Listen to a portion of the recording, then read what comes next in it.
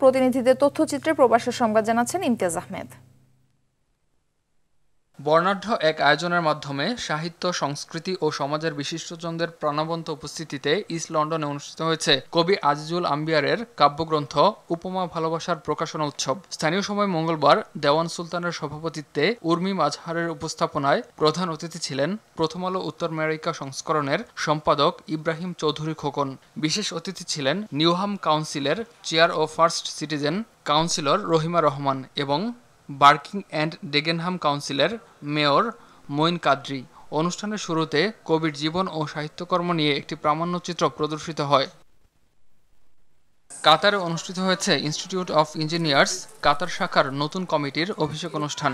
রাজধানী দোহার অদূরে প্রকৌশলী মোহাম্মদ আরিফউদ্দৌলাকে চেয়ারম্যান, প্রকৌশলী মোহাম্মদ হাবিবুল্লাহ ও মোকাম্মেল হককে ভাইস চেয়ারম্যান এবং আজিজার রহমানকে সাধারণ সম্পাদক করে 14 সদস্যের কার্যনির্বাহী কমিটির নাম ঘোষণা করেন কাতারে নিযুক্ত বাংলাদেশের রাষ্ট্রদূত মোহাম্মদ নজরুল ইসলাম।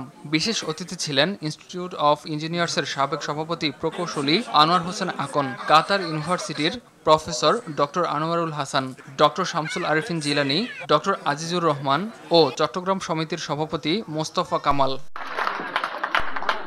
মহান মে দিবস উপলক্ষে সৌদি আরব পশ্চিমাঞ্চল ব্রাহ্মণবাড়িয়া জাতীয়তাবাদী ঐক্য পরিষদের আয়োজনে অনুষ্ঠিত হয়েছে আলোচনা সভা। সোহেল রানার সভাপতিত্বে আমিনুল ইসলামের সঞ্চালনায় প্রধান অতিথি ছিলেন সংগঠনের প্রধান উপদেষ্টা হাজী আব্দুল্লাহ মহসিন। বিশেষ অতিথি ছিলেন হানিস সরকার উজ্জ্বল, সালাউদ্দিন ভুইয়া, আব্দুল আওয়াল সহ অনেকে। এ সময় শ্রমিকদের ন্যায্য পাওনা আদায়ে প্রবাসীদের পাশে থাকার আশ্বাস দেন সংগঠনের নেতারা।